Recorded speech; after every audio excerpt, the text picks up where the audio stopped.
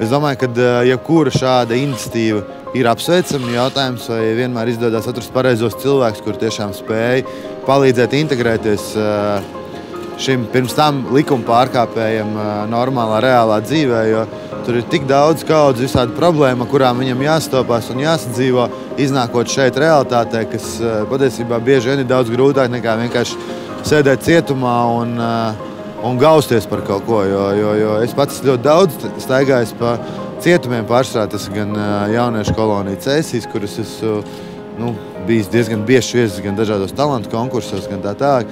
Un bieži vien tomēr šīs galvenās sekas nāk, es domāju, no ģimenes un no tās vidas, kur jau pirms tam šie cilvēki ir auguši.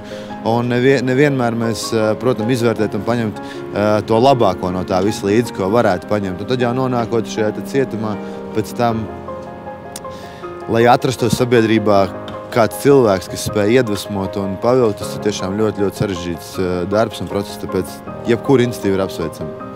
Es domāju, jebkuram cilvēkam šeit nav tādas formulas. Es domāju, mēs katrs esam tik ļoti dažādi, ka vienam varbūt vajag baigo līderi vai sabiedrību atpazīstam cilvēku, citam pietiek ar vienkārši cilvēku, kas varbūt viņu var uzklausīt, izdzīvot kopā kādu bēdu, pēc tam palīdzēt ar kaut kādiem pareiziem vārdiem, nonākt pie pareizām atziņām un tā. Tāpēc nevienmēr. Citam vajag jaunu, citam vajag vecu, citam vajag puisi, citam vajag meiteni. Tā kā tas viss ir ļoti individuāli un iespējams, kad arī šiem cilvēkiem, kuri pēc tam mēģina integrēties sabiedrībā, varbūt arī šie draugi vai padomdevēji vai līdzgaitnieki, viņi arī var mainīties, jo mēs pamēģinām pastrādāt, vieniem izveidojas kontakts, otram neizveidojas, bet to nevajag uztvert kā tādu galēju atbildi, ka tas nozīmē, ka viņam nedara neviens. Varbūt viņam jāpamēģina 10 dažādi cilvēki, lai viņš atrastu to īsto, ar kuru viņam tiešām būs interesanti un kurš varētu palīdzēt. Bet te ļoti svarīgi ir, lai arī tā otra puse, kas ir šis cilvēciņš, kurš ir varbūt nācis no